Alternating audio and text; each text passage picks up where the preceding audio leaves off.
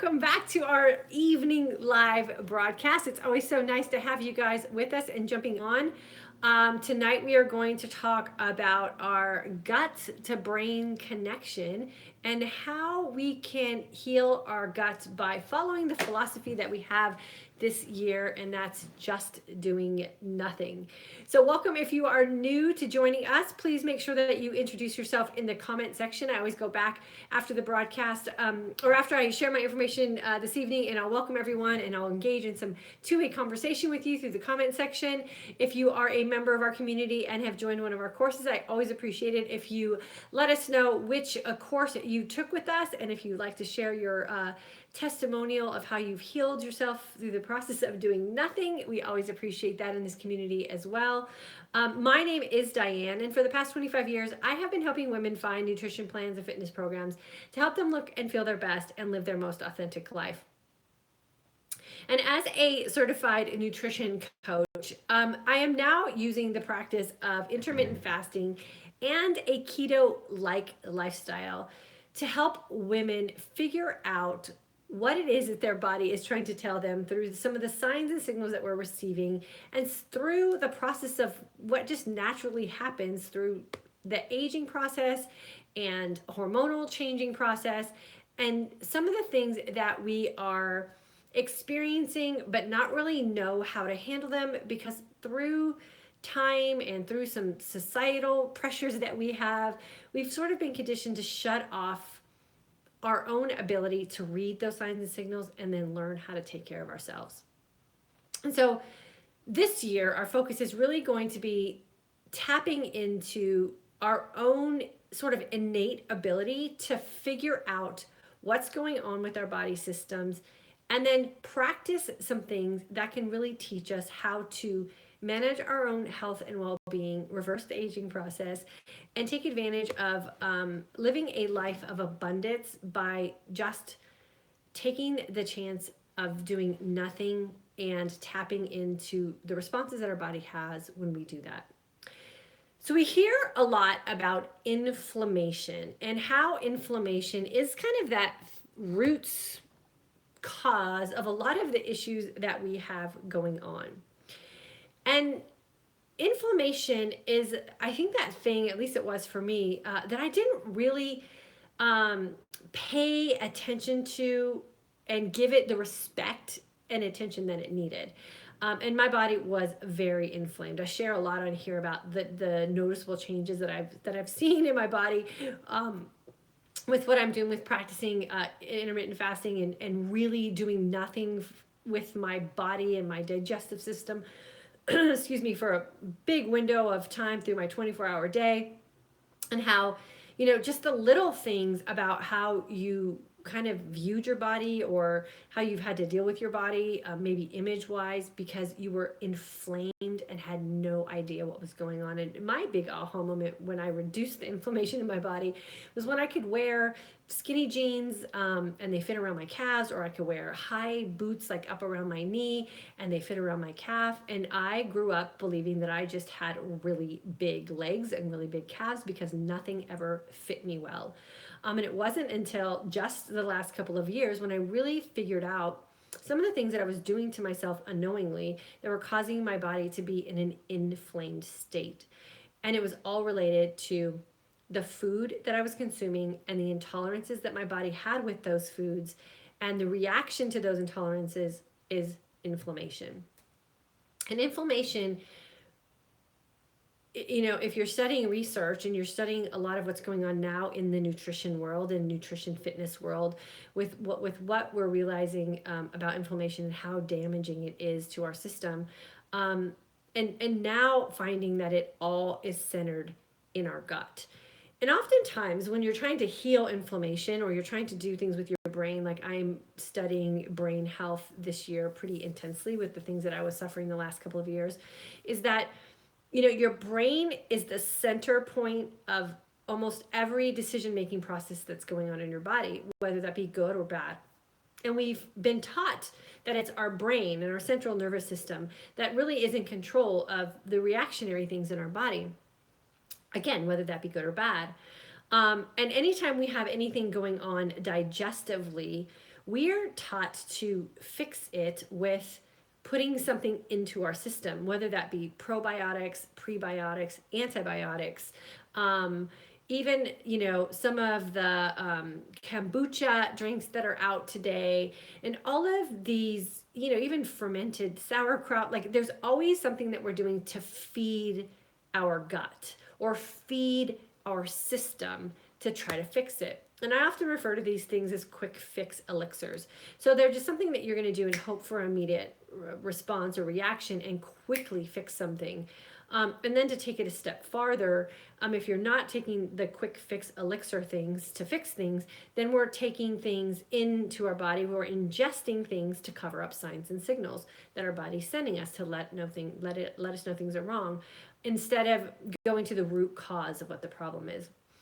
And so what we've been practicing here with intermittent fasting and practicing fasting in a clean state, not extended fasting, taking a 24-hour period, breaking it up into two windows, a fasting window and a feasting window, and giving our body an opportunity through the majority of our 24-hour day in a clean fasted state, meaning we are letting our gut be empty, with the exception of water, and for some people, they're utilizing coffee. And what happens when you just let your gut be empty is that it now has an opportunity to utilize its energy and its resources to kind of clean through some of the problems that are going on with us in our gut. We talk about, or we hear about leaky gut, we hear about candida, we hear about all of these things that are going on in people's guts that are causing them to become so incredibly sick. And a lot of it is coming from these inflammatory situations that we put ourselves in by, again, not listening to the signs and signals that our body is sending us and constantly keeping ourselves in an inflamed state, not registering the inflammation aspect of it because we're so concerned about covering up the discomfort of the feelings that are often associated with that. We talk a lot about hormone replacement therapy here as well, and how, hot flashes are that sign and signal that our body is sending us, letting us know that our chemistry is off whack and we need to balance things out. But oftentimes when we go to a doctor to kind of voice that complaint, we walk out with a prescription that alleviates the hot flashes but doesn't get to the core issue of why you're having hot flashes in the first place. And that takes us back to our gut again, because our gut is that area of our body system that is, now they're finding through science and studies, is more powerful in the decision process of what's going on in our body and our body systems than our brain. And so your gut, if it's unhealthy, everything in your body is going to start to break down and become unhealthy. And the direct connection between what's going on in your gut and how your brain is functioning is just absolutely fascinating. And if we spend more time working on fixing our gut, then we can actually repair our brain. And that's my goal for this year for myself. And I've already noticed just through the first 30 days of some changes that I've been making. I started like in kind of the end of December, that my concentration level is better. I feel more relaxed in like a thinking process sort of state. My memory is better. And I can only describe it as my brain muscle seems more fit. I seem stronger. And all I've really done is change what I'm putting in my gut, or probably more correctly, what I'm not putting in my gut. And letting hours of my day go by where my gut biome has an opportunity to self-regulate. I'm not stepping in and interfering with any of the processes that are going on in my gut. I'm allowing it to stay empty so that it can heal itself. And then when I'm in my feasting window, being super in tune with how my body reacts when I put something in it that it can't tolerate. And if you want to test how powerful your gut is, just do some sort of elimination diet, or let's say cut out something like dairy for about 2 weeks, and then go have yourself a nice little yogurt. And within seconds, you'll feel the reaction in your gut with how intolerant your system is with processing something like dairy. And oftentimes we don't clue into those intolerances, and we don't clue into those signs and signals because we've been consuming something like dairy so consistently in our life that we don't realize that that's the root cause of our inflammation, our allergies, our asthma, our memory loss, our bloatedness at the end of the night, our constipation issues, our hormone imbalance, because we never allow our opportunity to connect what it is we're doing with the reaction that our body is having, because we're so busy covering up the uncomfortableness that we never get to the root problem. So the best way to figure out where your body is breaking down, where your brain is breaking down, where your gut is not functioning the way it's supposed to be functioning, and allowing your body's biochemistry that's going on in your stomach to do its job and fix yourself and fix the systems that are not working well, is to just let it be. Let it be in its most natural state. Let it be empty. And if you can learn to be comfortable in the state of empty, which is not a comfortable feeling for most women, because again, remember, we use things to comfort us. We use food to comfort us. We use quick fix elixirs to comfort us. We use pain medication to comfort us. We use antidepressants to comfort us. We use our wine at nights to comfort us when we've had a long day. And if we could just really learn how to emotionally be comfortable in an empty state with just ourselves, and we can allow our opportunity for our gut to just empty itself out, readjust some things, and then when we do enter into a state where we're going to put stuff back in it, we only put in it what it can tolerate. And again, that's going to be different for every woman, because every woman's body chemistry is so unique, which is what makes us such beautiful creatures. So we don't want to follow diet plans. We don't want to get on some sort of tight regimen where we're not feeling comfortable with our own life. But we want to remember that we have the power and the intuition to tune in to what it is our body is telling us if we just slow down a little bit, connect what it is we're doing to the feeling that we have that's associated with it, and then learn to be okay in the state of emptiness. The state of emptiness is where you should find your security. The state of emptiness is where you should find your power. The state of emptiness is where, in our community, we find our energized sense of calm. And I really like to teach women that hungry is really where the magic starts to happen. The magic of healing, the magic of confidence, the magic of balancing out your hormones, the magic of learning how to handle yourself as a woman emotionally, mentally, physically, without having to have something else present to kind of guide you along. We can do it on our own. We can do it in a state of empty and really let our body have that opportunity to just learn how to function off its own resources and stop reaching for those quick fix elixirs, stop reaching for those things that are covering up the signs and symptoms that we have, and just do the work. Do the work to figure out what is going on in your gut that is causing you so many problems. And when you figure that out, the first thing you're going to notice is that inflammation that has been probably with you most of your life. I know for me it was, because I have lived my life as a gluten intolerant, dairy sensitive, and soy reactive woman my entire life. And it wasn't until I started breastfeeding my kids and realized they had dairy issues, and when I started getting sick, when I started entering the stage of menopause a couple of years ago, that I was able to put my life story and my food story together and realize I don't have big calves. I had inflamed calves and inflamed legs and an inflamed digestive system, and it was causing me to be uncomfortable almost my whole life as a woman, and I thought there was something wrong with me. There's nothing wrong with you. You just have to learn how to be okay in the state of empty, and let your gut have an opportunity to flush out all of those things that you've never connected before is causing you problems. And learning how to do nothing, no prescriptions, no wine fixes at the end of the night to calm you down, no reaching to the pantry for some chocolate something or other when you feel stressed out, no panic eating, no guilt eating. If you can learn how to manage all of those things and not constantly feel like you have to put something in your mouth and have it land in your gut, that you can have the power to heal yourself. What's happening to the to the state of womanhood in our mental capacity and our emotional capacity, and what it is that we've been taught to do to ourselves over these, I don't know, last few decades probably, is alarming in the fact that we're slowly killing our brains. And the rate of dementia and Alzheimer's disease and depression for women is skyrocketing because we think that we're supposed to fix ourselves by covering things up. Just learn how to do nothing. Learn how to be confident with your body. Trust your body to send you those signals that it's going to be okay if you just stop trying to fix it and let it fix itself.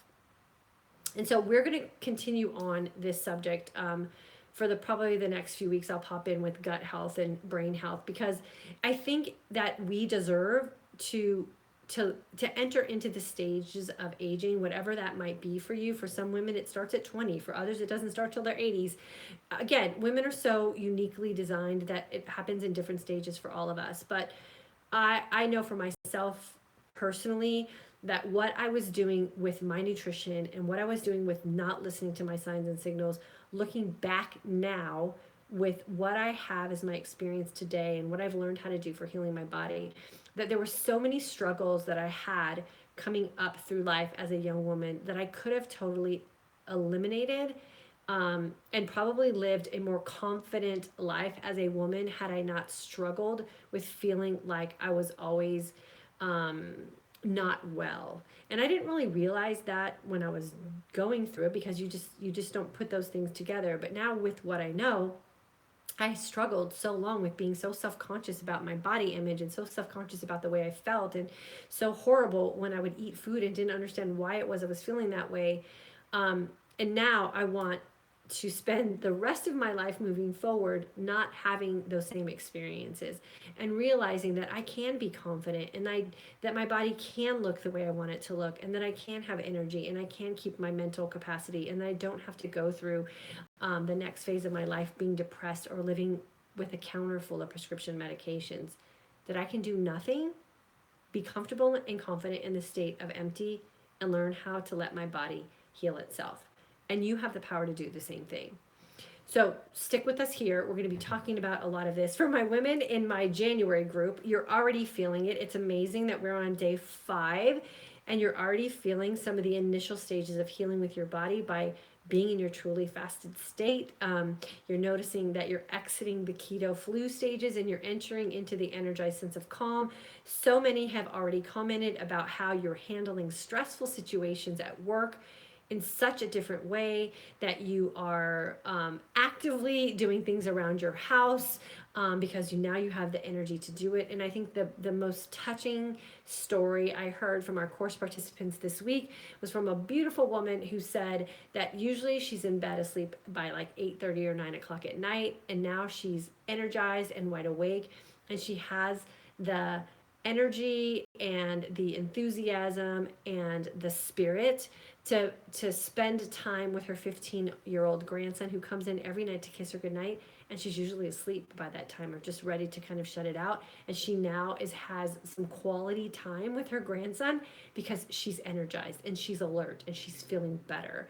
And what a great gift, not only for herself and what she's doing for her, but what a great gift she is now giving to her grandson because she's a present grandmother. And that story touched me probably the most this week because that's exactly why I'm doing what I'm doing. I want to be present for my kids, of course, and that is changing very nicely around here in our house. But I also want to be present for my grandkids who are going to be way down the road for me in my future, probably not till I'm in my 60s or 70s. I don't know. I was an older mom. I still, I'm 51 and I have an 11-year-old and a 17-year-old, so I don't know when I'll have grandkids. But when I have them, I want to be energized, and I want to be the grandmother that's going to be alert in the evening when my grandkids want to come spend some time with me and talk about their day and give me a kiss goodnight. And that is powerful, that we can change the course of where our life is going. It doesn't matter where we were. We can change the course of where we're going if we just learn to be okay doing nothing to try to fix ourselves and being comfortable in the state of emptiness. And it's a powerful thing. And I know a lot of you are experiencing that. So let me go on Facebook really quickly and see who's here and welcome everyone. I always love my nighttime crew, the diehards that are here with me. So I appreciate you guys. Janet, it's good to see you. Nicole, nice to have you on a live. I haven't seen you for a while, girlfriend. Wanda, good to have you here. Chris, January course, loving this experience. Awesome. Renee, hello. You've had the best day ever. That's fantastic. I love to hear that. You're on day 5 too. So 5 days of experiencing what we're teaching in our course.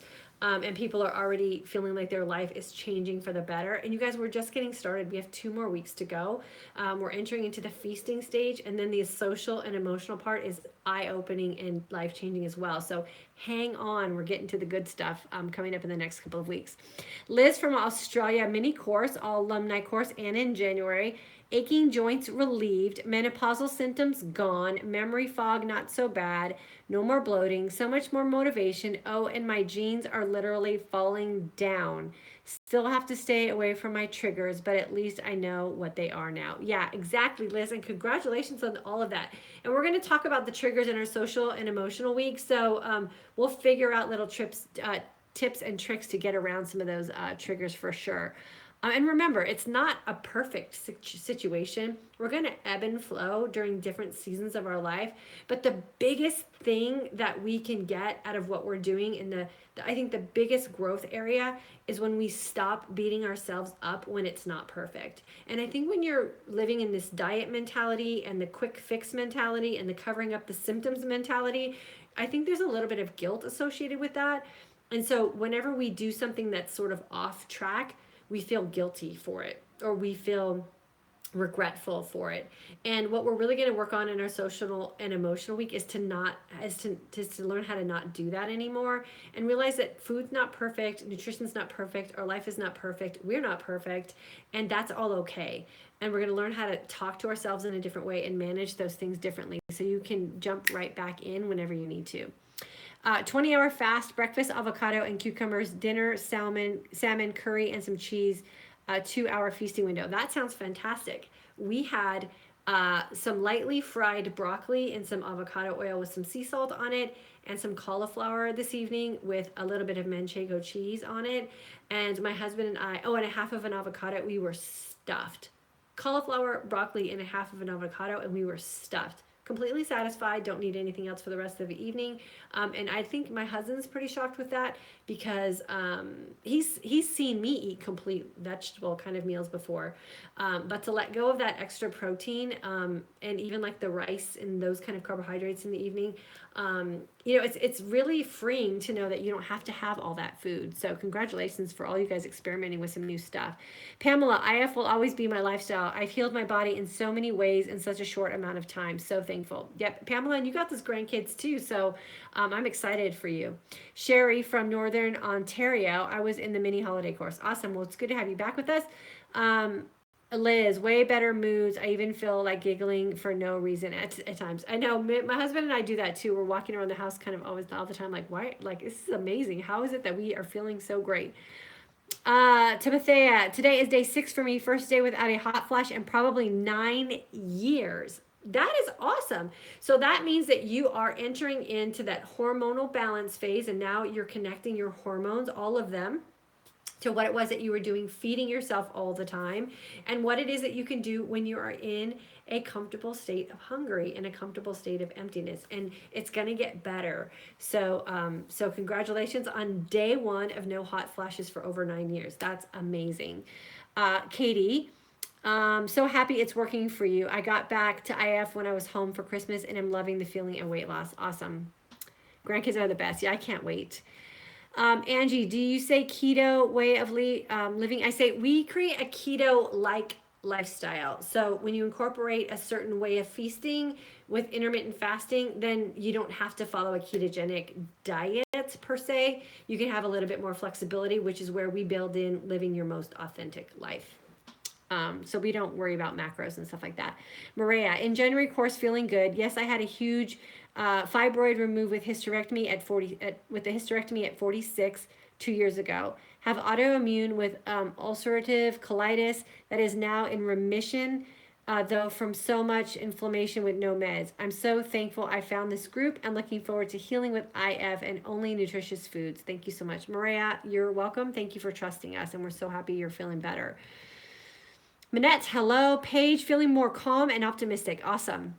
Manette, I would love to get off HRT eventually. I know I need to discuss that timing with my doctor, but any suggestions to when my body is healed enough for me to not have the terrible menopausal symptoms? Okay. So remember, menopausal symptoms are a new thing. We as women are not supposed to suffer from menopausal symptoms, nor are we supposed to suffer from PMS. Those type of symptoms are because of what we're doing in our lifestyle. So human or hormone replacement therapy is like ibuprofen, right? So ibuprofen you take when you have a headache, but you never think about why it is you have a headache and maybe some things that you should change to make it go away. Well, hormone replacement therapy is prescribed to alleviate your hot flashes, but hot flashes are coming because of what you're doing in your nutritional window that is causing those hormones to be out of balance. So there have been women in our course, and of course you have to talk to your physician, but remember, hormone replacement therapy is not like a life or death type of medication. It's a convenience medication. And so there have been lots of women in our course who have just stopped taking their HRTs, and they didn't have any problems at all, because with stopping, they, in conjunction with that, they've also been practicing what we're teaching in our course. So I think that's kind of a personal thing that you want to do, but you want to make sure that you're solid with your fasting and solid with what it is you're doing in your feasting window, so that when you do decide to get rid of the hormone replacement therapy, that your body is, it's balanced out. So they have to work in conjunction with each other. So don't be afraid of it. I say work to get it off and to get off of them. And that's what I always say, like, put the work in. If you put the work in figuring out how to balance out your hormones, then you don't have to do things like replacement therapies. And if we think about it, when your body, and this gets scary when you think about what's happening to women in cancer, hormone replacement therapy is putting hormones back into your body that your body is naturally decreasing on its own. So there's a reason why our estrogen levels drop when we hit menopause. It's because we don't need as much estrogen anymore. And then we go to the doctor and we're like, oh my gosh, these hot flashes are killing me. Not literally, they're just uncomfortable. And then your doctor writes you a prescription to put estrogen back into your body so you don't feel uncomfortable from a hot flash.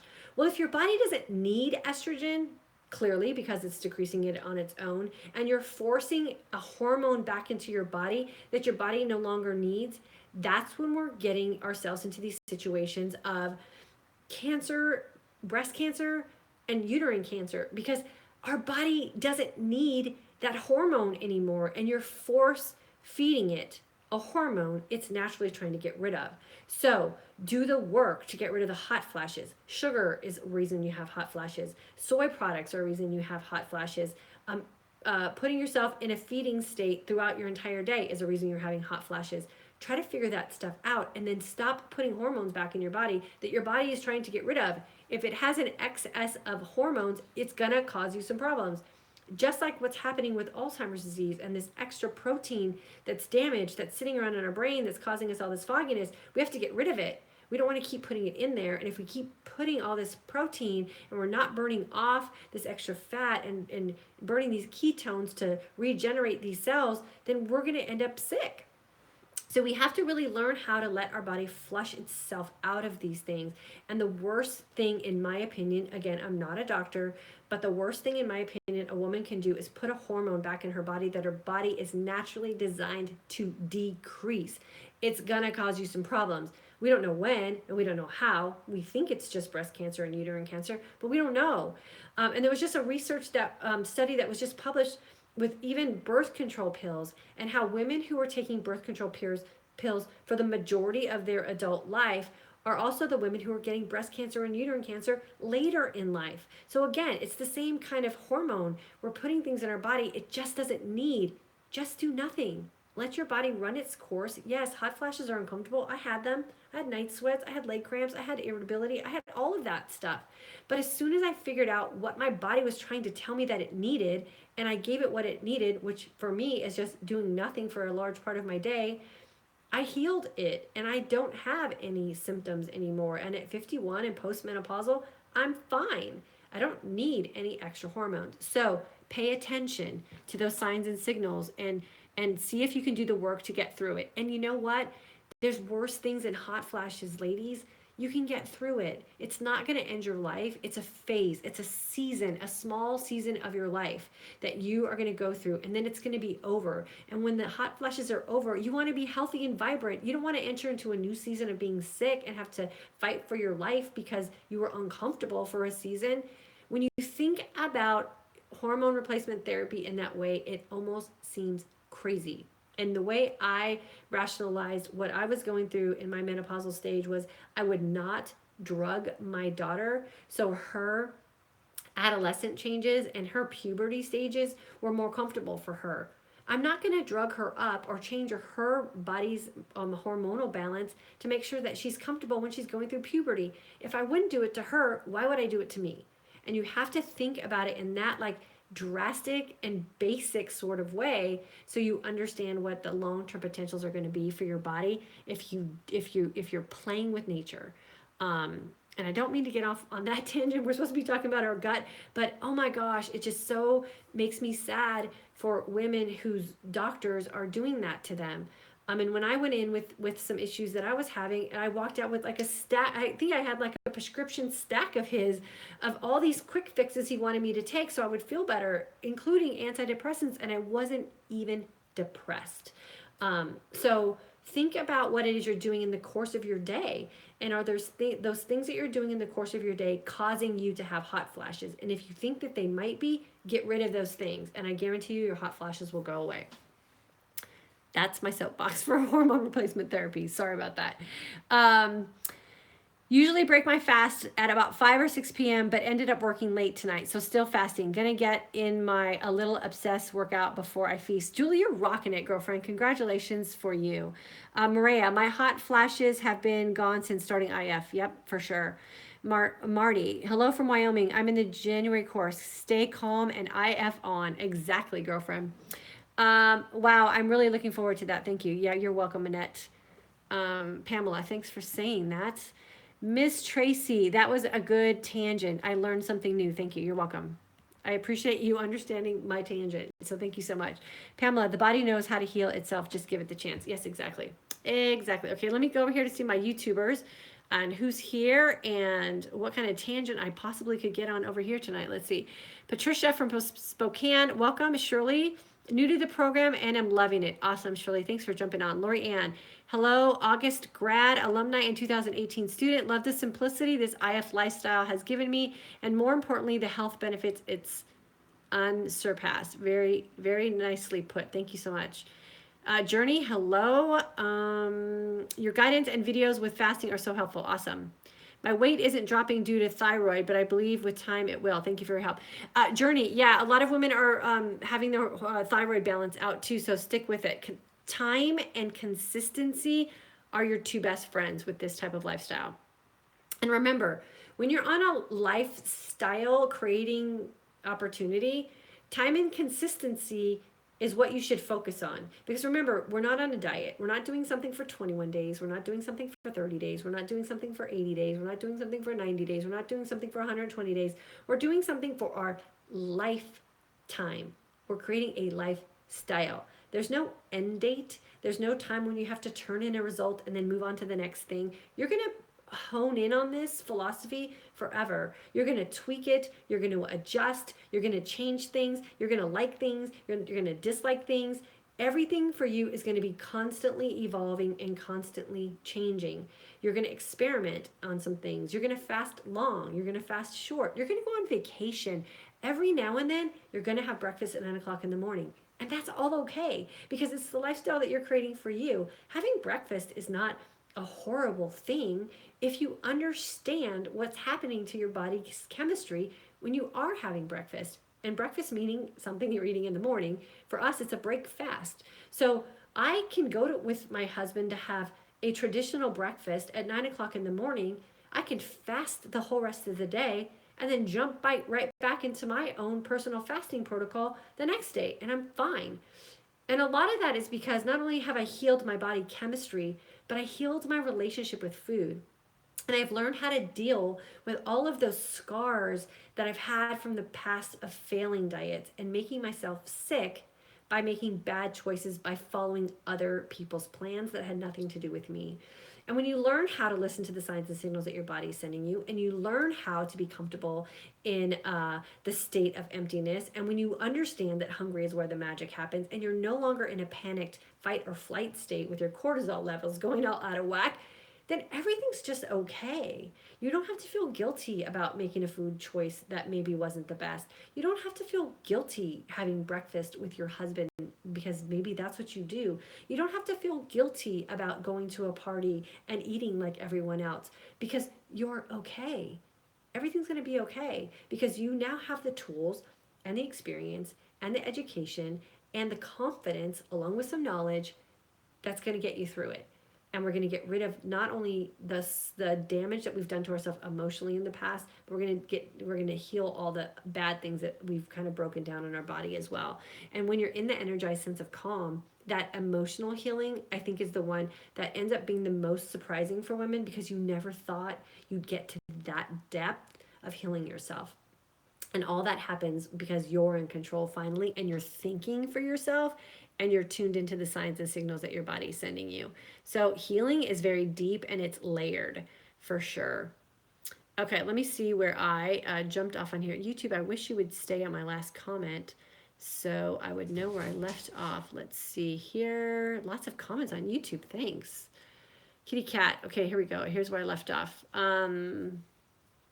Kitty Cat, hello from South Carolina. Love your nutritional guidance. Awesome. Thanks for being back with us. I know you're new. Norma from Tampa, Florida. Welcome. Hello from North Carolina. Denise, hello all. Been away for a bit. July grad, been fasting since, added keto to a limit and enjoying learning new things. Awesome, Denise. Sounds great. Hello from British Columbia. My stomach used to feel bloated all the time. With IF, no longer feel bloated. Yep, that's a great benefit. Amazing how the bloat goes away. Yeah. Rebecca from Australia. Welcome from Australia, girlfriend. Just a quick question. Will flavored herbal teas break your fast? Most definitely. Denise, Rebecca, look at the calories in teas you're wanting to drink. May have some. Okay, so here's the thing with it's not calories that break your fast. It's a sensation of flavor that actually breaks your fast. So calories aren't going to do it. It's a flavor. You have to look deeper than that.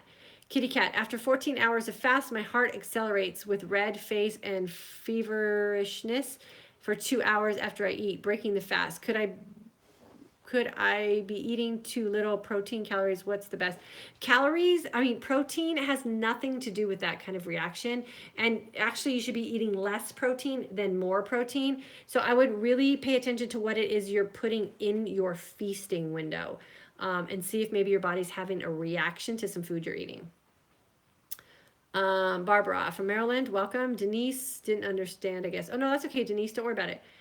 Journey, when you said a state of employment is so emotional as well, that's real healing mind, body, and soul. Yeah, I think that might have been a type. Oh, empty. When you said the state of empty is so emotional as well, that's really healing mind and soul. Yes, it is, for sure. Oh, is it too late to join? Journey, we have a class starting on the 2nd of February. There's a link in the comment section. Just look for it. You can get registered there. Bridget, hello from January. You talked yesterday about eating 500 calories in the feasting stage. Is it too low? Could you explain? Bridget, go back and listen to the entire lesson again. That was an example I said. So if you listen to the lesson and listen to why it is you don't have to count calories, I think you'll be able to answer your own question. Lori from Idaho, loving all the great information from January and the incredible community of women in support. Yeah, it's awesome.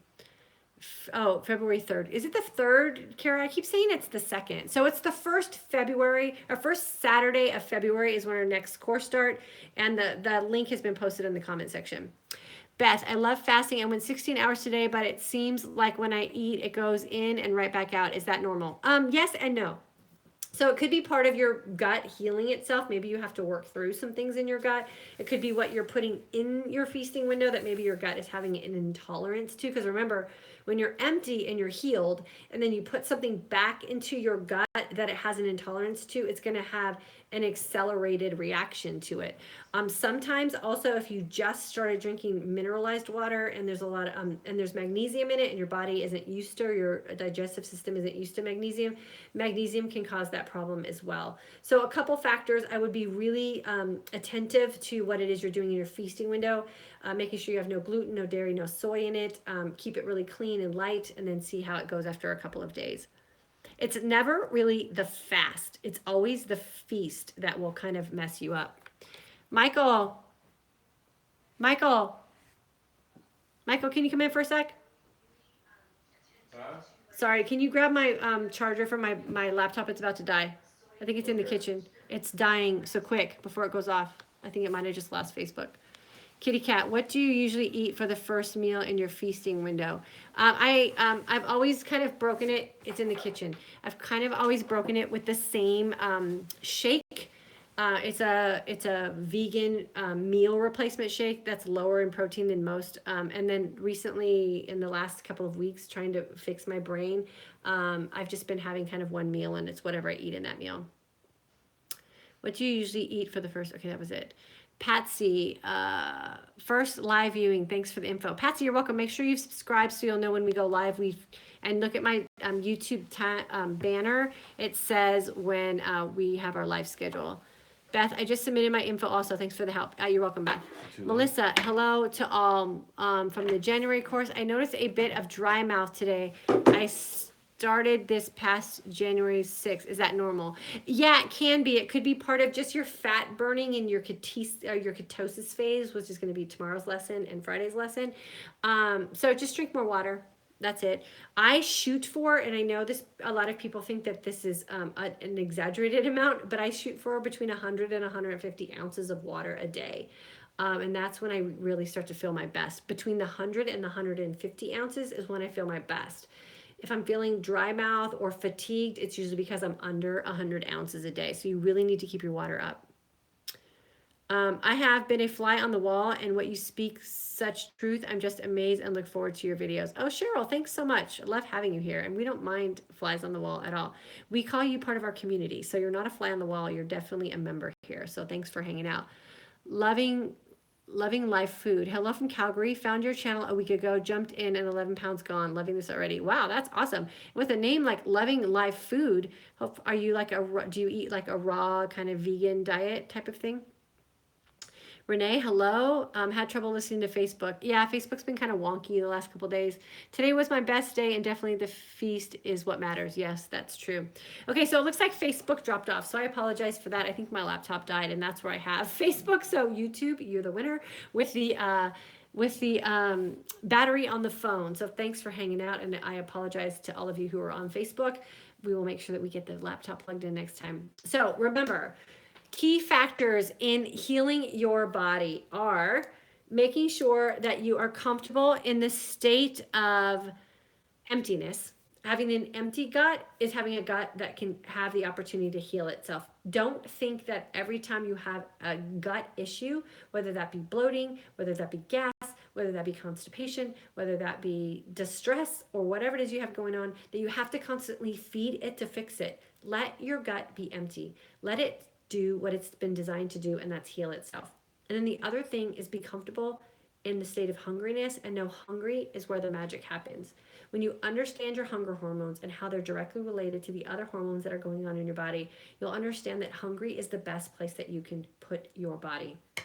Hungry does not mean that you're starving. Hungry does not mean that you're depriving yourself. Hungry gives your body the opportunity to be in a state in which it's not expending its energy to process and break down nutrients, but it's going to take what you've already stored through years of excess eating and years of being really good at fat storing, and changing your energy system to where you can tap into that and then become really good at fat burning. And fat burning is really where we heal everything. And we're going to talk a little bit about a lot of this healing process in the next couple of weeks. And then if you're in our course, you're going to get the down to dirty details of exactly the blueprint that you need to have in your life to make sure that you are going to enter into these next stages, whatever that next stage is for you, being your absolute best by doing nothing and having the opportunity to embrace everything, all aspects of your life. So thanks so much for jumping on with me tonight. I appreciate you guys. I appreciate the fact that you let me go on my little hormone replacement therapy tangent. I am very, very adamant about how I feel about that, and I understand that women have to do what women have to do.